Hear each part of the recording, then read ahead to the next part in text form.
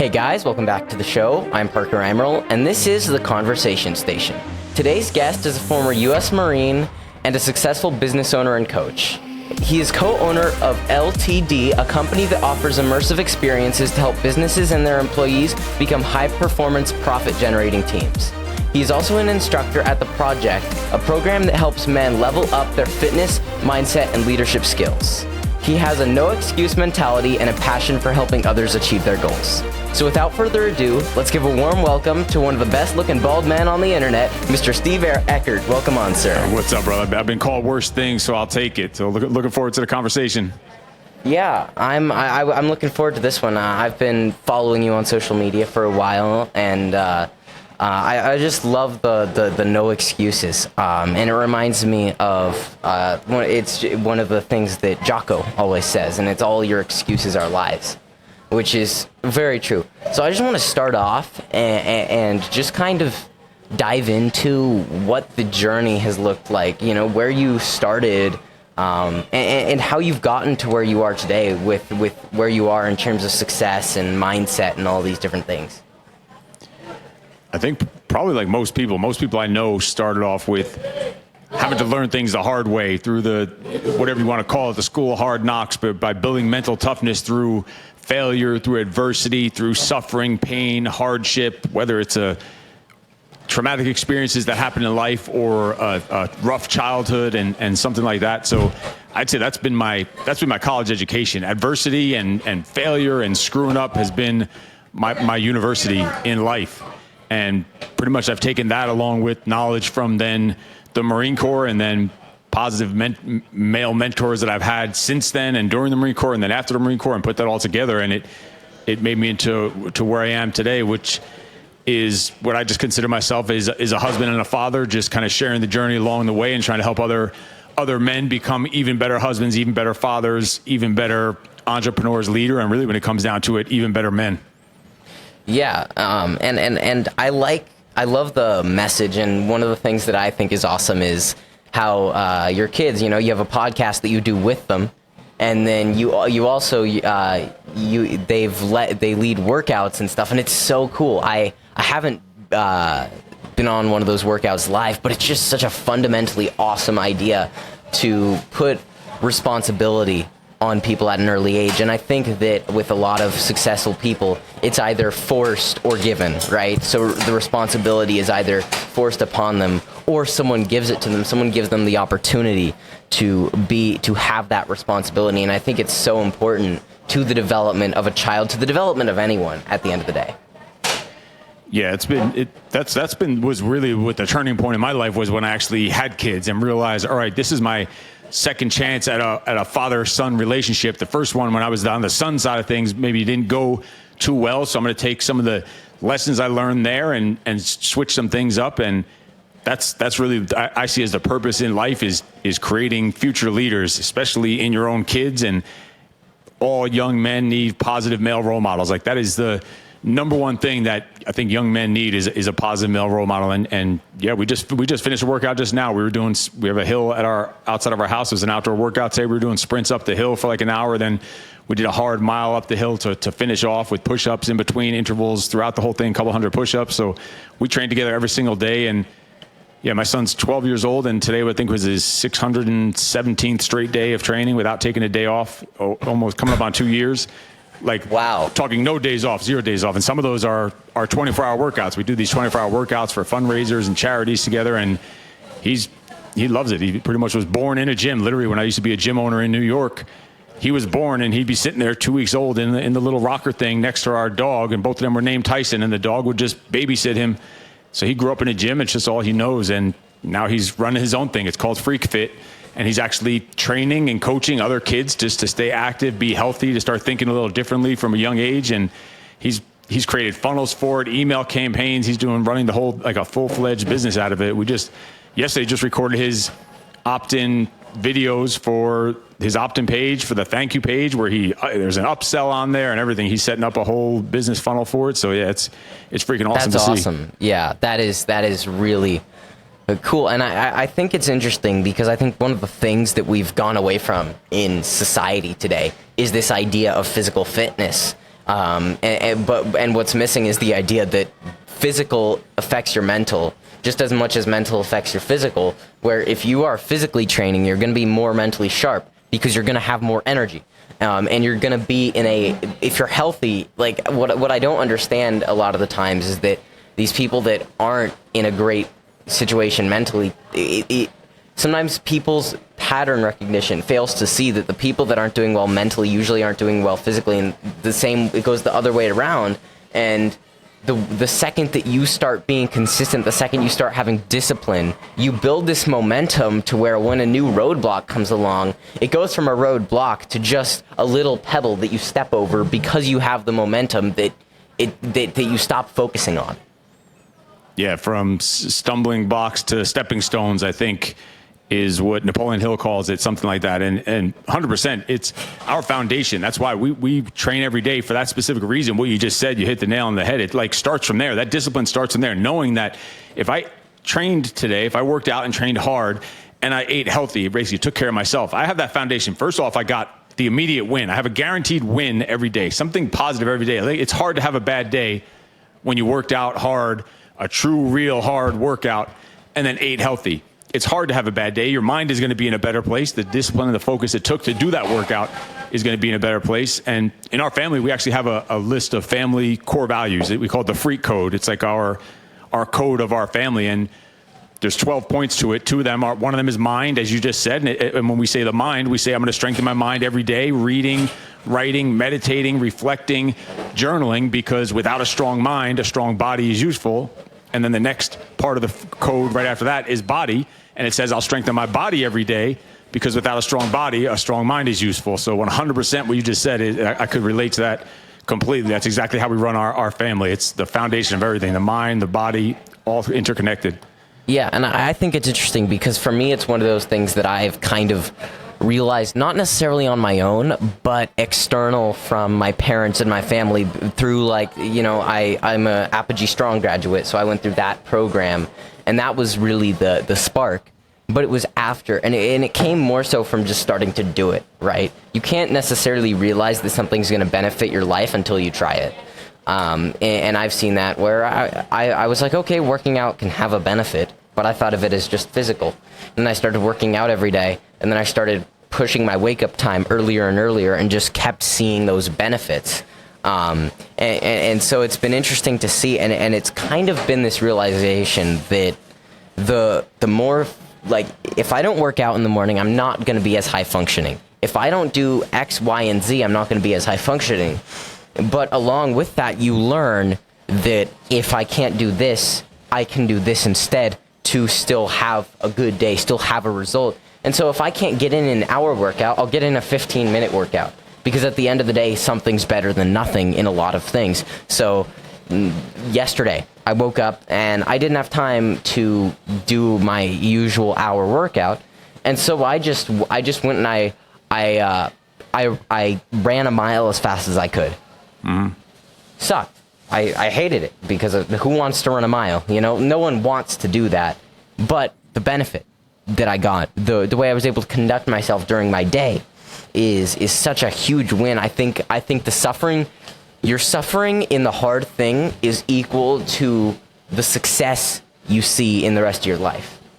And not only that, it's also what's harder than that. The suffering sounds so hard. To wake up early sounds hard. To go work out for that hour sounds hard. Or even run a hard mile, it sounds hard. You know what's harder than that is not doing it. The life you're going to live and the lack of discipline, the lack of fulfillment you're going to have from not doing that. The regret of not doing that is going to be 10 times more than actually doing it. Like, it's much harder. Being average, mediocre, unhealthy, overweight, that shit is much harder than being awesome and extraordinary and working hard. Although it seems harder on the surface, to actually live that life is actually easier than living that life in misery and lack of fulfillment and lack of just health and self-confidence, self-esteem, of taking care of yourself.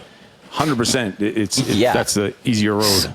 So it was interesting. I saw a video on social media the other day, and it was someone saying that statistically, for this youngest generation, waking up early is one of the hardest things for them to do. And it kind of blew my mind because I'm like, well, it's difficult because you don't do it. That's the only reason it's hard. It's hard because you stay up till 3 a.m. and try to get up at 6 a.m. or you don't even try. But the second that you decide, okay, I will get up at that time, and you get up at that time, it just becomes the norm. And so, one of the biggest issues I have with this idea of waking up early is the fact that people want to do it throughout the week, and then they want to sleep in on the weekends. Because the second you sleep in on the weekends, you lose all the momentum you had from waking up early. You lose that sense of achievement almost, even if you let yourself have that. Now, if you're waking up at 6 a.m., sure, you could get an extra hour. You could wake up at 7, and that's not going to kill your momentum. But when people wake up at 6 a.m. and then they decide on the weekends they're going to lay in bed till 10, it creates this mental just muck that you have to get through because you're breaking the pattern in a negative way. Now, if you break the pattern of waking up at 10 and wake up at 6, you're still going to have a mental muck. You're still not going to feel 100%. But on day 3, you're going to go from feeling at, 50% when you wake up at 6 to X, Y, and Z. It builds. And the same thing goes with working out. Whenever you haven't been working out for a while, you go through a month, let's say you were injured and you couldn't work out your legs. Okay. Well, those first 3 leg workouts are going to hurt more than anything. You're going to want to not do them. And it's not that the pain's going to get easier. It's that the mental idea that you can do it gets into your mind. Yeah, and I can't stand when people say, "Oh, I'm not a morning person," or it's too hard. That it's like you said, just to kickstart this thing. It's all freaking excuses. That's why I tattooed on my arm so I don't forget it. It says "No excuses" right across my forearm, because that's all it is, excuses. They're not a morning person. Yeah, because they didn't have the discipline to go to sleep at a decent hour. They were up, and it's one thing if you're up late because you're grinding and hustling and starting a business because you just have to pull an all-nighter. But when you're up all night to watch Netflix or play freaking video games and then say, "Oh, I'm not a morning person, it's too hard to wake up in the morning," that's just bullshit, and it's just lack of discipline. And then on top of that, those same people probably don't have a reason to get up in the morning. Like when I go to sleep at night, I do have like a nighttime ritual, nighttime routine to prepare myself for success in the morning, prepare myself to get the best sleep possible, the best regeneration possible. When I'm getting ready to go to sleep and I'm winding down for the night and focusing and visualizing and meditating and everything else, I can't wait to get up in the morning. Sometimes I almost don't even want to go to sleep. There's times I'm sitting there talking to my son. I'm like, we just want to stay up because we want to start tomorrow already. Like, yeah. Those people don't have that reason to get up, that real purpose, that fire in their belly, just a fire lit under their ass to get them to hop up out of bed and just go and attack the day. So that's part of the problem too, is they've lost their sense of direction, sense of purpose, and they need to just get that out of their head, that those labels of "I'm not a morning person," or shit. I used to tell myself I'm not a people person. It was just bullshit. It was a label I put on myself that not a people person. What does that even mean? These are excuses to not do hard shit. Excuses to stay comfortable, to not come out of the comfort zone. That's all those things are. Every excuse is usually to avoid some kind of discomfort or hardship or suffering because it just seems too hard and you're just having a weak mindset. What Jocko says, and I think it's really true, is excuses are lies you tell yourself to rationalize taking the easy road. And it's so true. I mean, not a morning person. I think the most important thing for me in my morning is within the first 15 minutes I'm awake, I'm working out, because it gets you. I don't wait for my grogginess to go away. I force it out of my system by just doing the thing anyway. Mm-hmm. And I think that is, but I also think you're not a morning person, but what everyone needs to succeed in the morning is going to be different because it's a personal basis. But there are general things like get up and do something hard, do something that that gets you going, gets your mind going, gets your body going, get going early in that day, because that you have to use your mind in order for it to stay around, right? You have to use your energy in order for your body to produce more. The people that are low energy don't spend any energy. The people that are high energy spend more energy than the low energy person even has. Yeah, and that's 100% it. And it's Marcus Aurelius says, when you rise in the morning, think of what a precious privilege it is to be alive, to breathe, to think, to enjoy, to love. Like, people don't have that reason, that reason to even have that energy. he also says, like, what are you meant for? You meant to just lay under the covers? Like, you think that's why you're, whatever religion you are, or God, your creator, the universe, you were created just to lay under the covers and sleep in and sleep your life away, sleep this one day away that you're never going to have this day again the rest of your life, and you're just meant to sleep it away? Like, that is not what you were put here for on this freaking planet. That is not the purpose that God or your creator or whatever you believe in, that's not the purpose or why they even put you here, to just waste away and sleep in and stay nice and warm and cozy under the freaking covers. Especially men, we're meant to get up. We're meant to go work. We're meant to carry the load.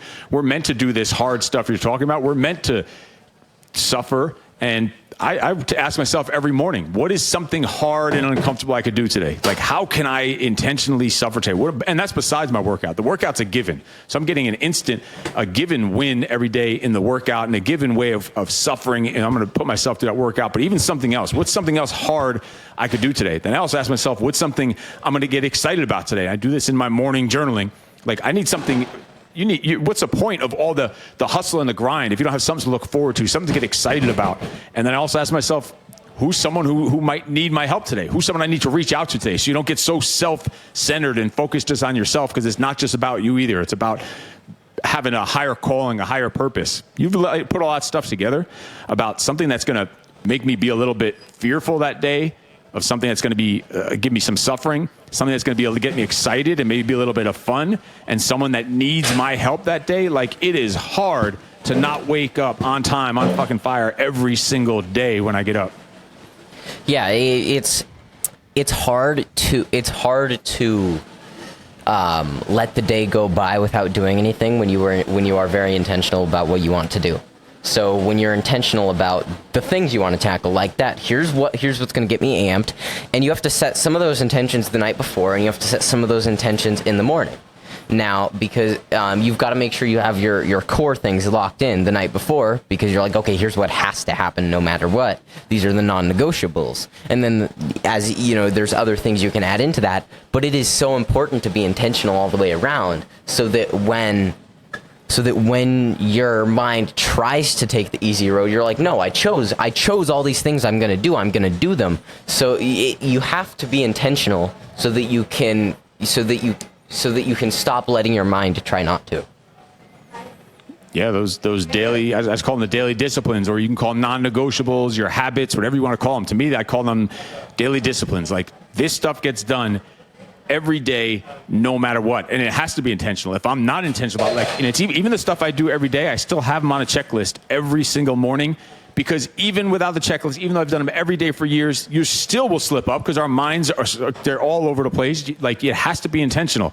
Like, I'll write the same sayings of mine down, the same affirmations and stuff down in my journal every single morning. My same goals of the year and lifetime goals, write them down there. It's all intentional. It's all a process. It's all a system. It keeps you so centered, so you could stay focused on what is the bigger picture, and you don't get caught up in the day-to-day little fires and bull crap that's going on and things that don't matter. And it keeps you focused on the things and the people that actually do matter. So you're not wasting your time, which your time is energy, and energy is life. And so if you're wasting your time, you're just wasting your life. Yeah, and so it's kind of what the essence of choosing to do 30 episodes in 30 days, which I'm doing this month. That was kind of the essence. It's like, okay, well, that's the bigger picture, right? So no matter how I feel, whether I'm tired, whether I'm sick, I have to get a podcast episode out. Whether that means I have one ready to go with a guest, or whether I have to record one, just grab my camera and my microphone and talk. Whether I have to do that, whether I don't, no matter what it looks like, I have to get an episode out. And whether that episode comes out at 11:59 or it comes out at 11 a.m. in the morning, right? So no matter when, no matter what, no matter how, I have to do it.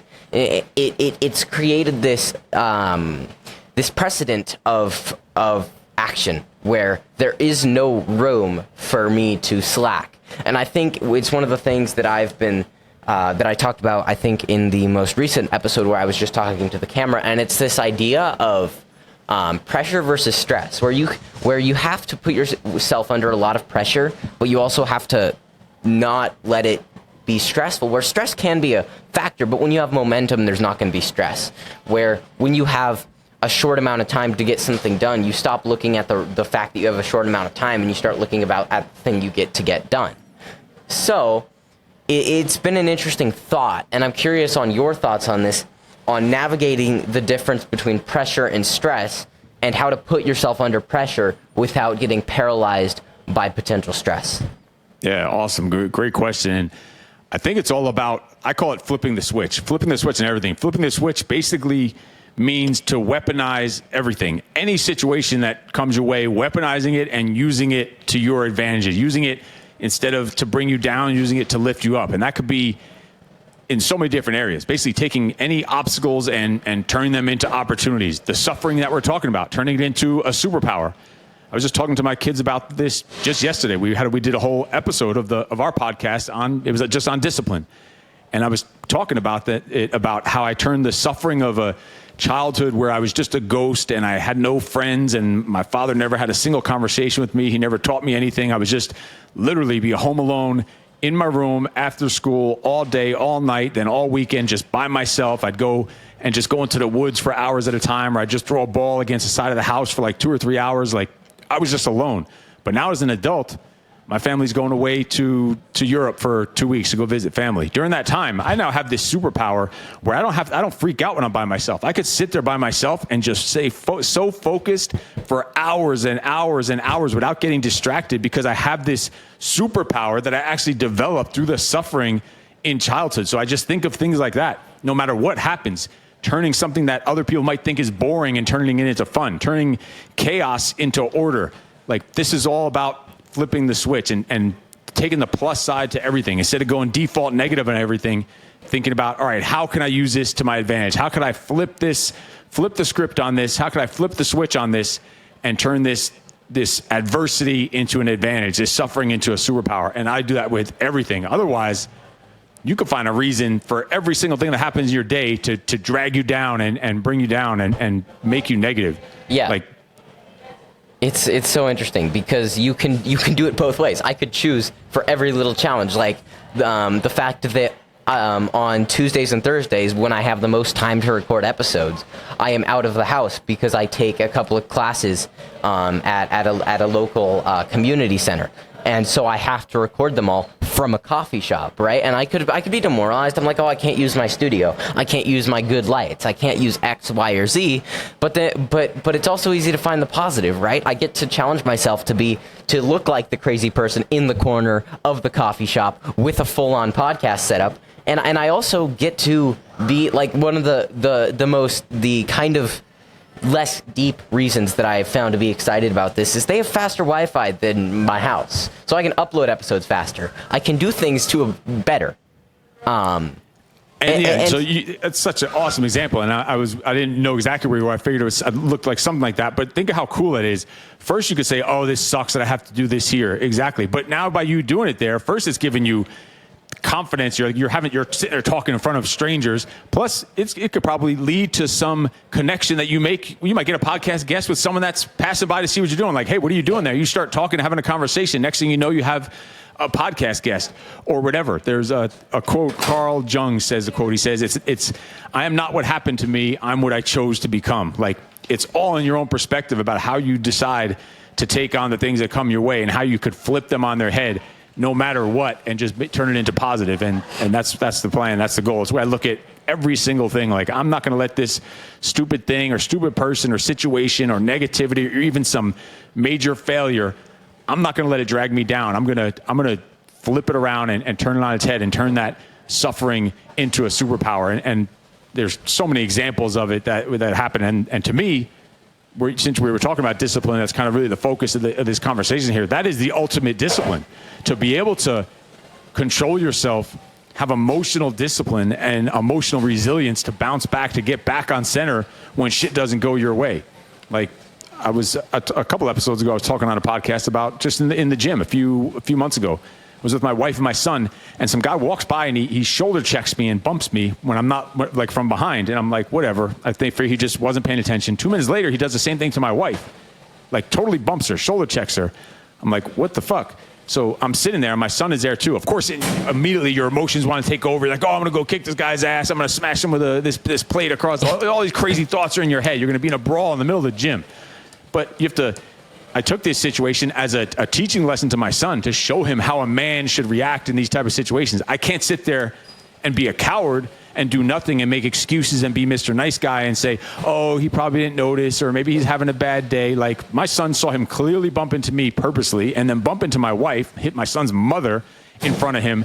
So I have to do something about it there, but I also have to show him not to overreact, how to deal with this situation. So I went and confronted the guy. I just gently tapped him on the shoulder when his back was to me. He turned around, and I apologized to him. I said, I'm sorry, were we in your way or something? Whatever. I'm trying to find out, what I noticed you just bumped into me and then my wife pretty hard. I think it's, you should go and apologize. He's like, no, you two were purposely getting in my way, so I'm just in the zone. Leave me alone. And he just walks away. And that was the end of it. But I showed my son, all right, I can't just not do anything, because that's not the way a man should react in a situation like this. But I also can't overreact and just go and sucker punch him and beat his ass. Now it's just two idiots rolling around in the gym. All anyone else sees is two grown men. I'm freaking 45 years old, and I'm sitting there rolling around wrestling in the gym with some guy.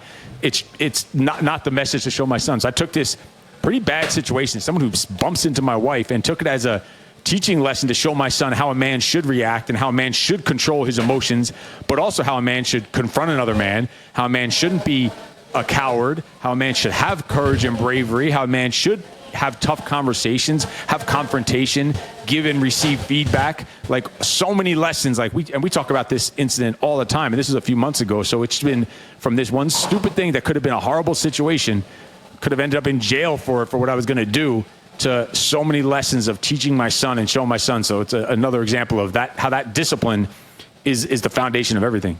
Yeah, and it's interesting because it reminds me of something that and it's probably my favorite episode of just talking to the camera I've done this month. And the episode is called "When It Comes to Your Problems, the Common Denominator is You." So in everything, every challenge you face, every problem, even if they're forced externally, every time it is you. You are the only person you're the only thing that's unified across all your problems. So the shift of, okay, there were multiple scenarios there, and you turned a problem into a positive. And again, it comes down to how you look at these things, and it comes down to how you feel about yourself. And because if you were some insecure guy who felt like he needed to prove something, you probably would have gone and had a big confrontation with the dude. But because you are confident in yourself and you are disciplined to the point of being able to draw the line between too little and too much, you were able to have the right reaction that taught a valuable lesson. Yeah, and so many men, I've told the story a couple times, or I did a episode about that incident. So many people responded on the internet. They're like, oh, I would have knocked that guy out, this and that. Like, first of all, you probably wouldn't have done that. Second of all, that's just the stupid move, because someone bumped into you. Like, if it's all right, if you need to defend yourself, it's a life or death situation, yeah, you do what you got to do. But because someone bumped into you, now you're going to go to jail. Now you're going to see your kids are now going to see you getting arrested. You're then going to have to go to court and miss out on work and probably lose money and hire a lawyer and all this other stuff. All these people are saying what they would have done. All they would have done if they did that was that would have been less of a man for me to go and do that, to not think through it rationally like a rational male and make rational decisions with reason and controlling my emotions, having some emotional discipline to stay focused and stay centered, and then emotional resiliency, which when you do get knocked off center, the resiliency is the kind of that bounce back ability to, oh, wait a minute, I better get back over here in my lane and stay focused, stay centered, because this is not where I need to be as a man, especially as a role model to my son, especially when I'm right in front of my son. Like, holy crap, like, so many lessons that went on there. Yeah, and I think it's interesting because comments like that are kind of affected by the era of media we live in, where if you just say, don't fight the guy, be reasonable, but confront him, okay, that might get, if you said that might get 500 views. But if you said what you should do is you should knock the guy out and beat him to a pulp, because it is as opposed to being here in the middle where the solution is, it's over here. Like, it's either going to go viral. People are either going to see it, and people are, when it's either here or here, not when it's in the middle.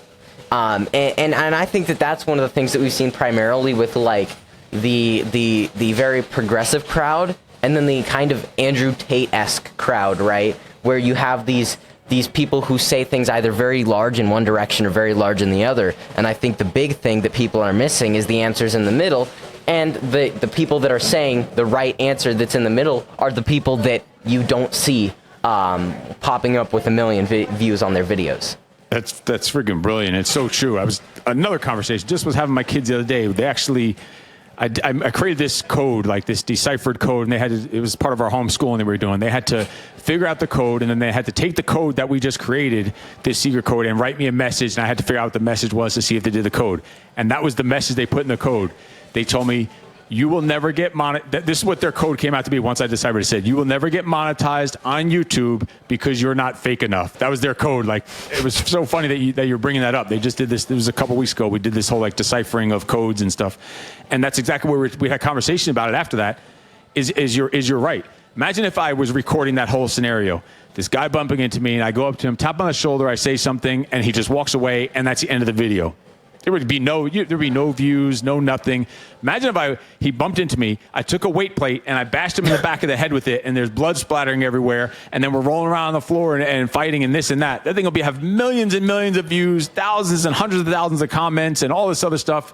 Unfortunately and sadly, that's the kind of society that majority of people are in now. This whole internet phase, and you're right. That's why I always say I'm never going to make it big time on the internet, because I refuse to be that one that does that fake stuff or acts fake even on our YouTube videos when I'm just talking, to do all the fake bullshit. Like, I just can't do it. So if it's going to make me not get a ton of views, I'm fine with that. I'm fine holding to who I am and my morals and values and being who the hell I am, rather than someone else just to get some views of some strangers who don't matter, who I'll never meet, who are not going to be at my funeral and not going to be upset when I freaking die, that don't freaking matter. Yeah, and it's interesting because it's something I've had to navigate, because at my core, how I got into like podcasting and all these things is because I've been like, I'm so passionate about content creation. I've been video editing since I was like 10, right? So it kind of sucks for me, because I'm like, okay, well, as I look at my social media accounts, I'm sharing what I'm passionate about. I'm taking clips of the podcast, but like, they're not going to get views because, first off, I'm not talking to, the biggest names on the planet, but I'm talking to people who I believe are impactful. But also, when I make a video, it tends to be reasonable, but the videos that do the best are the videos that just push what people are used to. And so it is interesting, because you should push society, but you also don't want to be fake. And so it's such an interesting thing to navigate, because I could go on a video and say, every young man in the world is lost, and they need to find themselves, and they need to do X, Y, and Z. But in reality, it's that most young men have been conditioned in a world where they're not allowed by the external factors in their lives to take. They live in a world where the external factors don't allow them to take responsibility, and that X, Y, and Z. And if I state the truth in a much more civilized manner, no one cares. But if someone gets on the mic and yells it, everyone cares. And so I think it's an interesting era to live in, especially as someone who, like, what I want to do professionally is help people create content and help people have an impact on the world through their content. But at the same time, I understand what works on social media, but I also understand there's a certain level of being fake that you have to do in order to get there.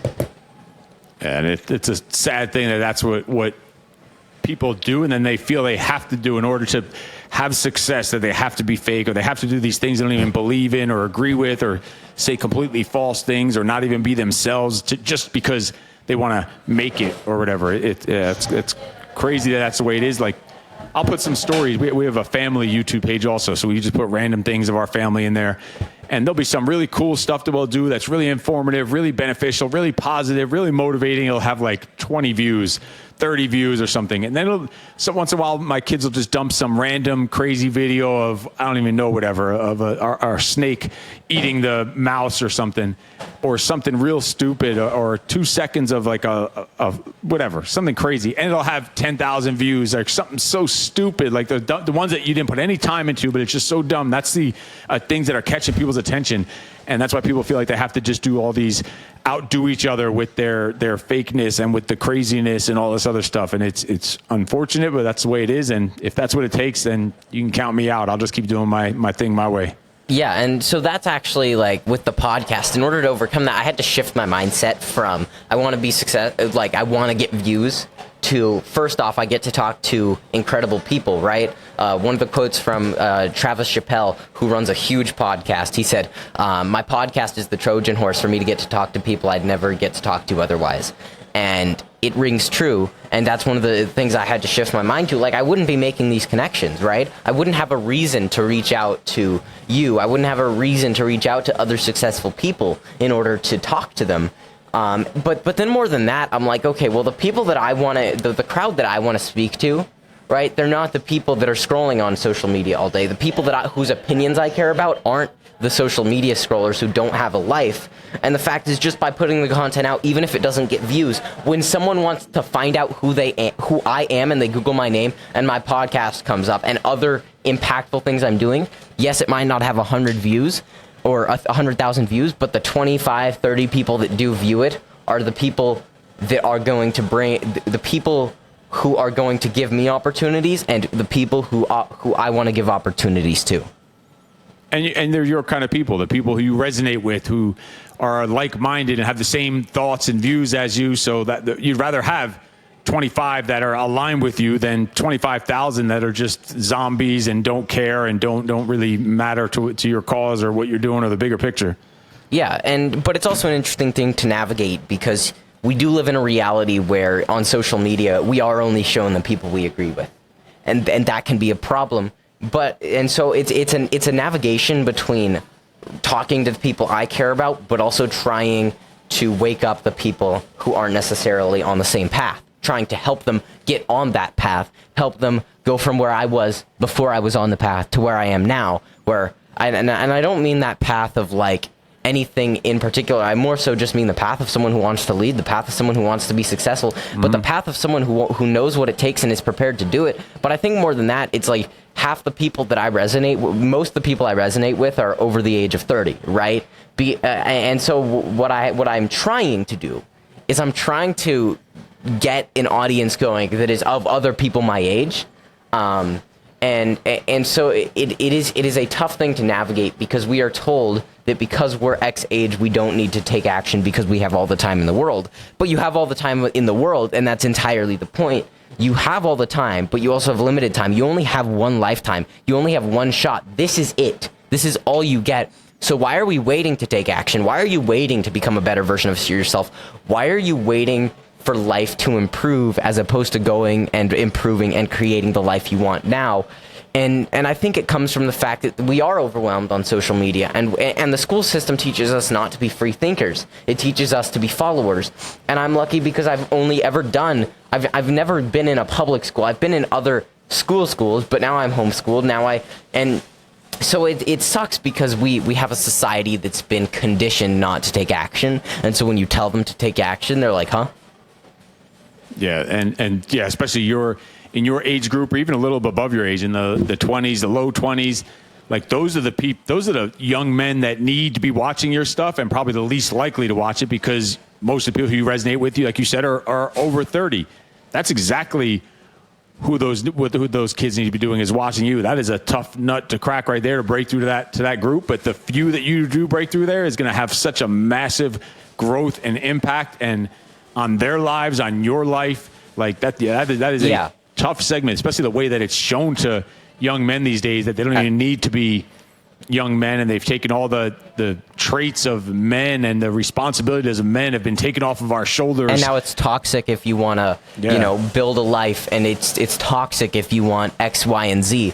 But I think the other thing that I've kind of thought of recently, and it's like, what I'm trying to do now is bridge the gap between the people who are 30 plus, who are talking about the things, and then the crowd that I technically my peers, right? There's a difference between the peers in terms of age and the peers in terms of the people that you consider peers. But the age, in terms of age, the people my age, what I'm trying to do now is, it's like, because people are only going to listen to the Steve Eckert, only a certain amount of people my age are going to have the mental capacity and the mental like understanding to listen to the 45-year-old Steve Eckert without discrediting him of, oh, he's an old man, he's out of touch. But what I'm trying to do is, by having a conversation with you and talking about the mutual agreements as opposed to the similarities as opposed to the differences, trying to paint this picture that the difference between me and you is less so the age and the experiences is the difference, but the biggest similarity is mindset, and that's the most important part. Because we are our minds, right? There's all these other factors, our bodies and whatever, a soul or whatever you want to call it. But at the end of the day, we are our minds and we are who we choose to be. And so by choosing to be someone who's leading, right? The biggest step in my leadership journey was choosing to lead. And so trying to bridge that gap is something I'm trying to navigate, but something I'm really passionate about. Yeah, no, such good, awesome stuff and deep stuff right there. That's true. And what a lot of these younger men are missing, not only they are not having in their peer group, because there's what percentage of 16-year-olds are having the mindset that you are. Not enough, unfortunately. But what the problem is, they don't have enough positive male role models. Even their male role model in their home, if they even have a father figure in their home, which majority these days, like there's such a high percentage, like 40% that don't. Even if they do, those 60% that are in the home are detached, they're not present, they're barely there, they're not focused themselves, they're lost their own masculinity and manhood themselves. So even if they're there, they're still not a positive male role model. So these kids are lacking in that. That's why they need to be listening to people like you, or the people that you're interviewing that are 30 and over, even some old out of touch fat 45-year-old like me, who they should be listening to that, because we've been there, we've done that. And also they also need some kind of father figure. They need someone, just uses the term fathering. Someone just used that on a podcast I did the other day. They told me young men need fathering. There's not enough fathering going on. There might be a guy in their house, but that guy that's there is not fathering them.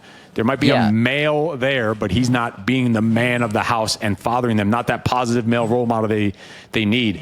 So kids your age need to be following and listening to people like you, people like me, people like the guests you bring on here, because they're not getting it probably at home, a lot of them. So they need to get it from somewhere, or else they're going to be off on the wrong direction, wrong trajectory in life. And it's going to lead to just a continuing chain of unfulfillment. That's why the name of the show I do with my kids is called Breaking the Cycle. That's exactly what we're doing. We're breaking that cycle of lack of positive male role models in the American home. And that's what our goal is there too. So it's an awesome mission that you're on here.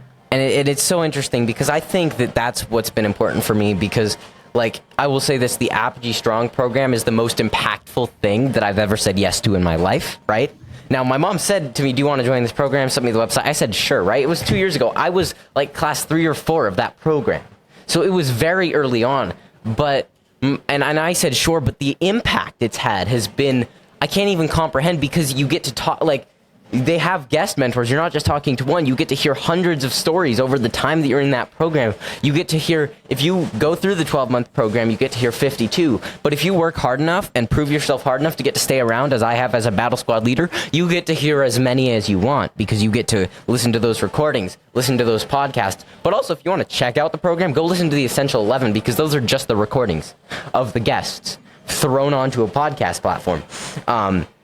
And what I think is interesting for me is I was lucky. I was, and I will never stop stressing the fact that I am lucky, because now I get to determine my own reality. But at the end of the day, I've been blessed in the way that my life has gone, where right in those very developmental years, which are from, 13 to like 17, right around that time, that is when I joined Apogee. I was 14, I think. So it was 2 years ago, 14, when I joined the Apogee program.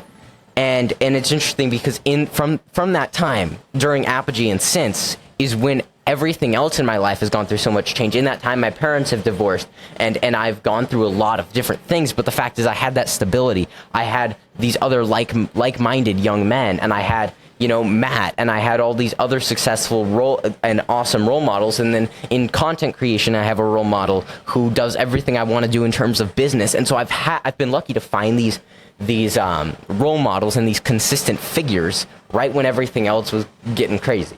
And so that's where I feel like I'm blessed and lucky, is in the fact that I'm not lost, and the fact that I do have people, and in the fact that I have the ability to reach out and get people like you on, but also getting the ability to do this was just the choice to take action. It was just the choice to do the podcast, and I did the podcast for a while, and it wasn't very consistent, and I decided 30 episodes in 30 days. And so like I sent, the biggest thing that I would say is send messages to the people you want to talk to. Even before you start a podcast, send them a message saying, I would love to record a conversation with you for my podcast. And when they say yes, then that's when you make your podcast, right? Find someone, because when I started my podcast, it was that mentor.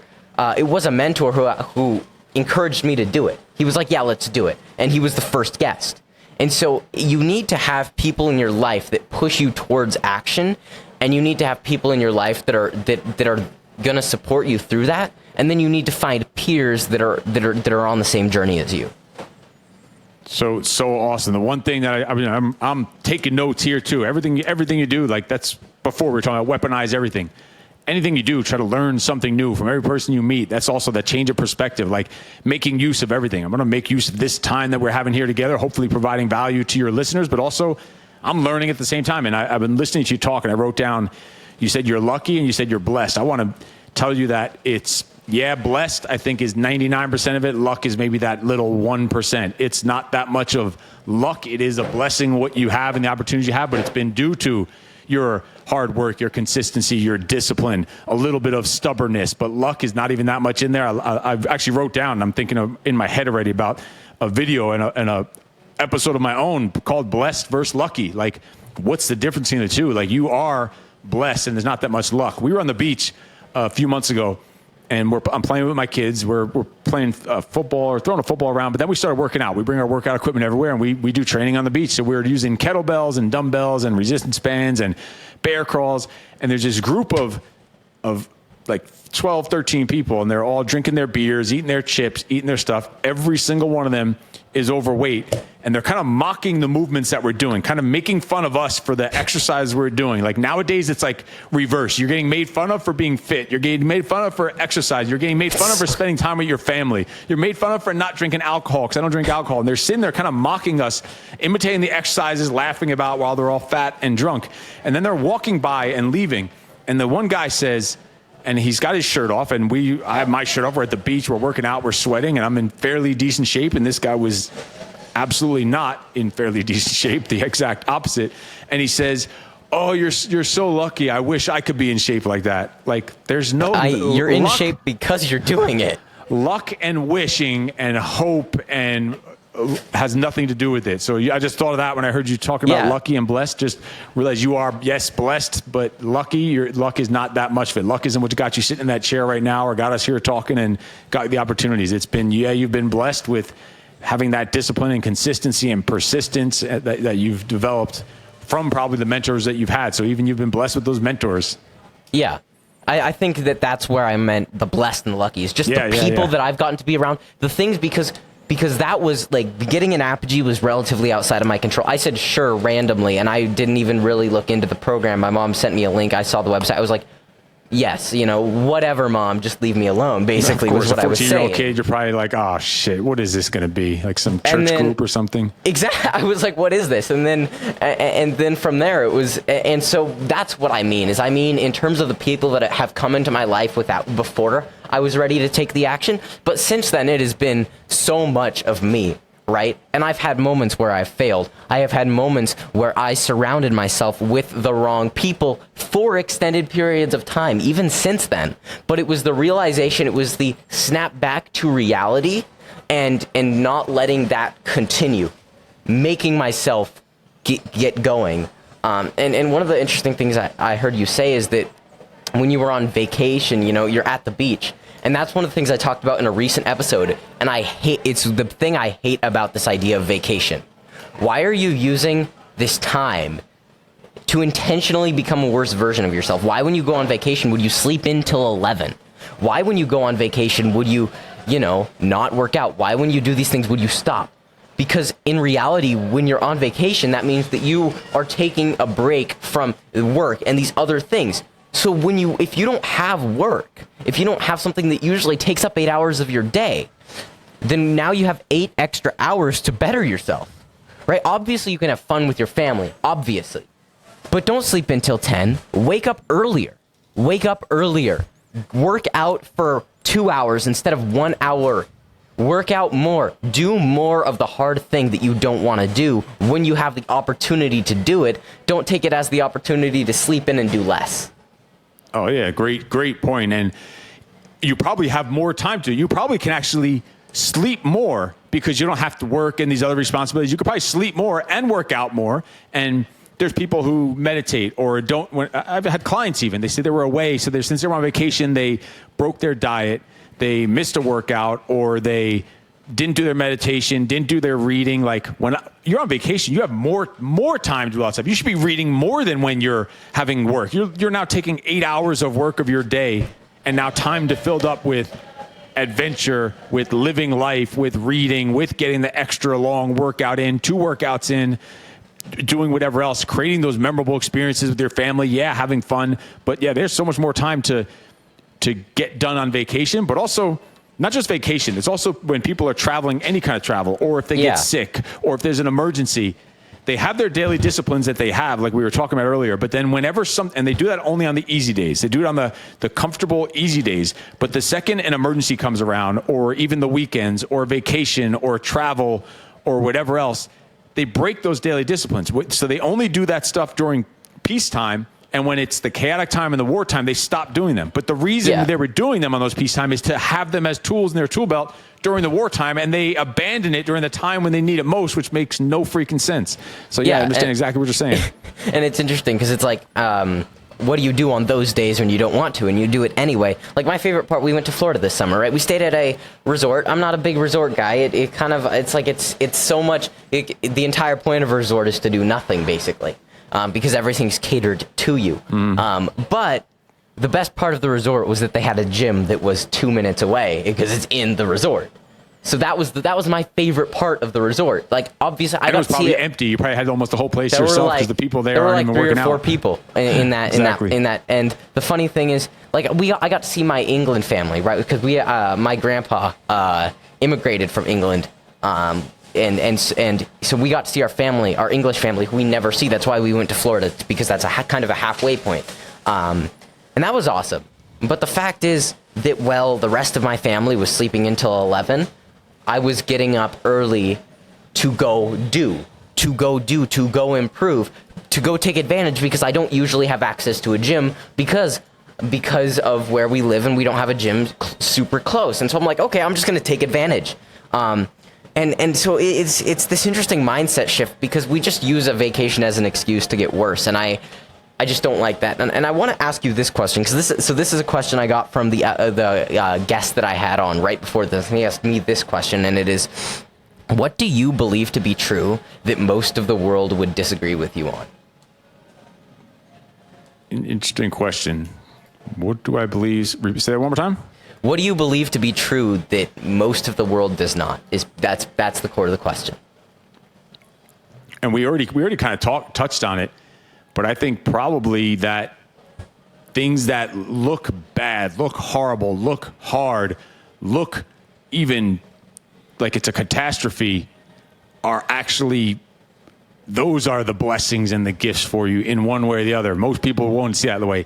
And imagine if, all right, so hindsight is 20/20. So if we were talking about suffering to superpower. So when you suffer, it sucks and it's the end of the world. And then years down the line, you're saying, oh, thank God that thing happened to me. Imagine if you can start getting to the point where you're so mentally tough that while you're going through the suffering, you could do it with a freaking smile on your face and not give a shit because you know that this is what's necessary, that this is the plan from the universe to get you to where you need to be. So you just are smiling through the suffering. Something horribly could be happening, whatever. Even no matter what it is, that while you're going through it, if you could, in the moment, not even let it affect you, have such a capacity to have mental toughness and emotional discipline to realize that everything is done for a purpose, that suffering is going to turn into a superpower. And since you know it's going to happen anyway, most people wouldn't be able to think that even afterwards, but imagine being able to think that during it, in the mix, in the muck. And I've told this to some people and tried to get them to think it while they were going through hard shit. And usually it's impossible for the people to think that, to think positive while they're going through the hard shit, like while they're suffering, for the world that kicked them in the nuts, and to think in your head, thank God this is happening to me right now, because this is what the plan of God or the creator or the universe has in store for me. And this is what I needed at this point in life to get me to where I need to go. Because if this didn't happen, I wouldn't get to there. So thank God this shit is happening to me. So being built for that and being able to smile in the face of suffering and look at the devil and charge straight with a smile on your face, because you know that this is the path you're supposed to be on, and not letting it derail you no matter how bad shit is getting. I think that might be the one that we're talking about here. Yeah, I would agree with that fully, because I mean I've seen that, and like the interesting thing is when you get to that point, when the issues come, you get excited about the solution, because this is a very minor example, but the first day that I was going to record here, right, and the first 2 episodes of this 30 and 30, where I had 2 interviews lined up, I forgot my camera. Which is so important because I want that video quality. But what I remembered is I have this thing, right? And I have a software that lets me plug it into my computer and use it as a webcam. So I was just like, oh, that's no problem, right? Like, but I could have very easily been demoralized and been like, oh no, I have to cancel on my guests. But it was such a simple solution, but I wouldn't have been able to think of it as so simple if I didn't have momentum, if I wasn't excited about life. And I love this idea of like the challenges are the gift, right? The biggest gift is to have to navigate the hardest challenge.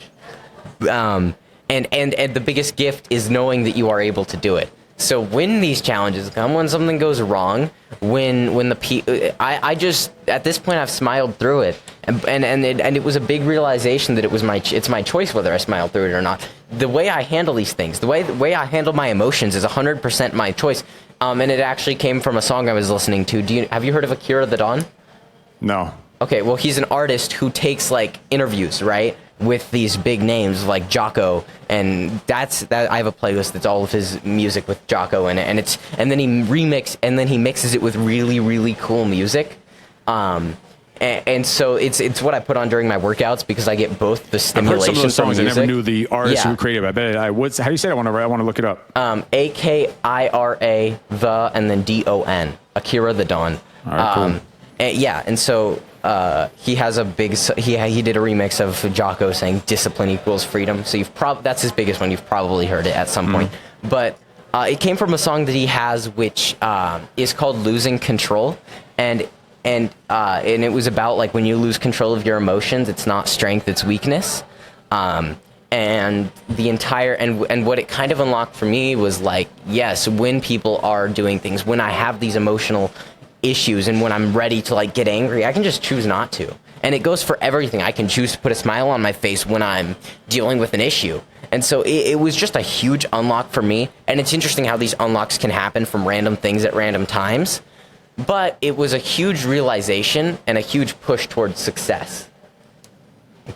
Yeah, that's huge. That's such an awesome way to look at it, and especially when you could look at it while you're going through it, like you're unbeatable, you're bulletproof, you're impenetrable, you're in complete control of yourself. Like that's one of the highest forms and parts of self-mastery right there, being able to control yourself, being able to control your, like 2020 is not good enough. Like getting the lesson after the fact, that's great.